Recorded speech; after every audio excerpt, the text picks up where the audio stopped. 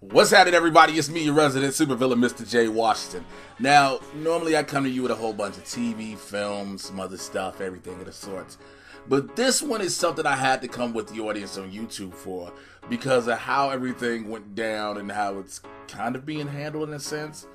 So I take Ubers and Lyfts a lot, take a lot of Lyfts. The reason being, my car is what I like to call non-existent. Don't you judge me unless you want to PayPal me at least $25 a person to help me get something. Okay, and I'm gonna put up the PayPal link right here.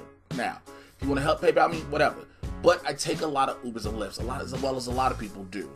And don't get me wrong, a lot of times you don't have the best rides. I, for some reason, have been the recipient of many of those not so decent rides. If you follow me on Twitter, which you should be, at Mr. J. Washington, you've seen that I've had some of the craziest, wildest, and reckless Lyft drivers or even Uber drivers in history, right? I had a Lyft driver who, when I was on a Lyft line, which is like Uber pool, and after we dropped, it was me and two other ladies in the back seat, and after the women got out the car, the driver literally was like, man, those bitches was annoying and everything, and I was like, word fam, you just gonna talk to me like we just that cool? Because I was sitting in the front, and I'm like, we not that cool? He was like, man, they was annoying. I was like, yo, I don't want to deal with this, bro. I'm tired. I just did the show. Told Lyft about it, you know what I'm saying? They called me like a week and a half later. They was like, the driver's adamantly denying it. I was like, why would I sit there and instantly tell y'all this the moment my ride was over if it wasn't true? I wasn't sitting up thinking like, now what type of story can I tell? I just didn't want to be a part of nothing like that, you know what I'm saying? I don't know who may or may not know who I am on a public level. I always think like, yo, I'm a regular dude, but I do realize now that I've become a public figure of sorts, and I have a reputation, and I try to have a job and a career, and I don't need it to be slammed off me doing dumb stuff, so I try my best not to. So I have those incidents. I've had drivers who just don't care how they drive. They just bust U-turns in streets when it's a semi-truck coming, and like, yo, fam, if you want to destroy your car, that's on you, but do not do it while I'm in the vehicle. Please, just don't do that.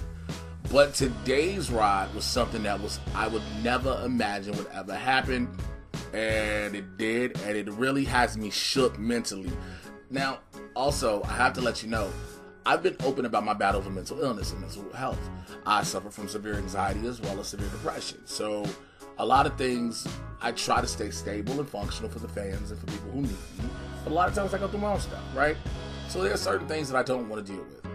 I was coming back from the gym today. I like to get my workout in. I got in the car with a driver named Cesar, okay?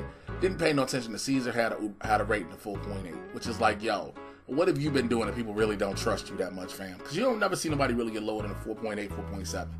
I digress. I get in the car. I'm like, all right, it's cool. I just happen to look up on the dashboard, and I see something. I'm like, yo, is that what I think I see? And I'm like, is that says curly girl webcam? I'm like, yo, let me grab my phone out like I'm looking at myself and zoom in on this. My man's Bluetooth is connected to his phone. He was watching porn because I know the site was xnxx.com. Now, I'm not trying to promote the site. Shout out to the homie Ryan Davis who had showed me what it was. And Ryan Curry, Ryan Curry, who showed me. And it just so happens to be an adult site, which is like, okay. But fam was watching it in the car while I was with him. You know what I'm saying? Like, it was through the Bluetooth, through the speakers.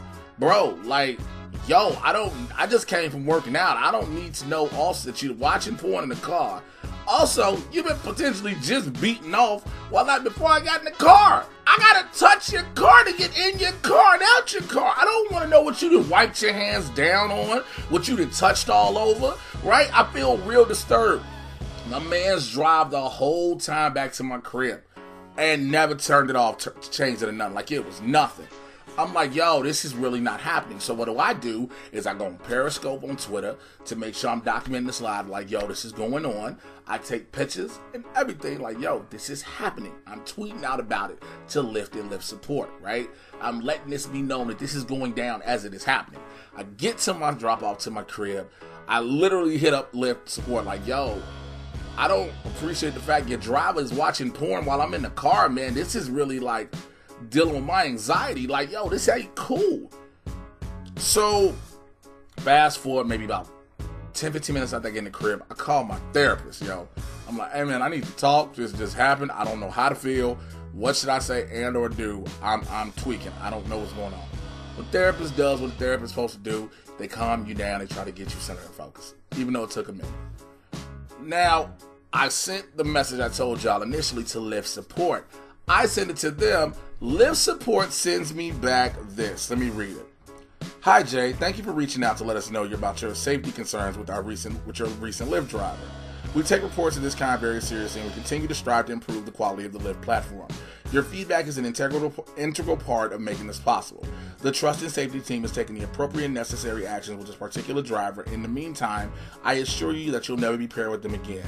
If you have any questions, please don't hesitate to ask. Do you realize they just sent me a copy and paste email? Like, they didn't care at all.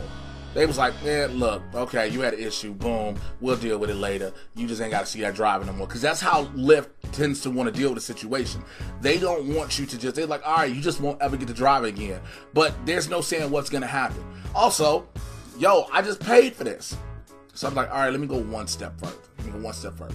I'm going to call their critical help line because they did respond to me on Twitter. It was like, well, if you feel it's a concern, hit the critical help line. So I hit the critical help line. I talked to the lady on the phone. She was talking about my mental situation because, like, yo, it's real. I am on Wellbutrin and take trazodone to go to bed. That is how much anxiety and depression I deal with. She was like, well, I'm looking at the notes, and after they respond, they said there's no reason for them to go any further than this and respond to it. It's a dead issue to them. What? It's a dead issue? Dude is playing with his dick in the car while passengers are in. You know what I'm saying? This ain't like a late 2 in the morning. I'm finna go try to get some. It's 10, 12 in the afternoon. So she's like, all right, cool. I'm gonna refund your money. Okay, she refunds my money. One much. Then I'm gonna give you a $10 coupon. Is there anything else I can do?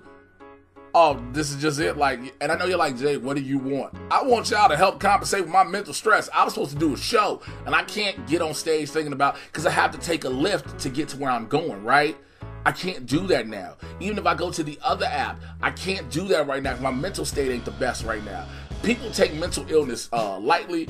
Yo, I don't want to get in the car and I'm not knowing now if the driver's been touching himself. And again, the fact that this driver's been touching himself, I don't know if when he did or if he didn't finish, he wiped his hands on seats or anything. How do I know? I'm in this car. This is also a mental concern and a health and safety concern, but Lyft doesn't care about this. So what I wanted to do, I wanted to put this out for the public.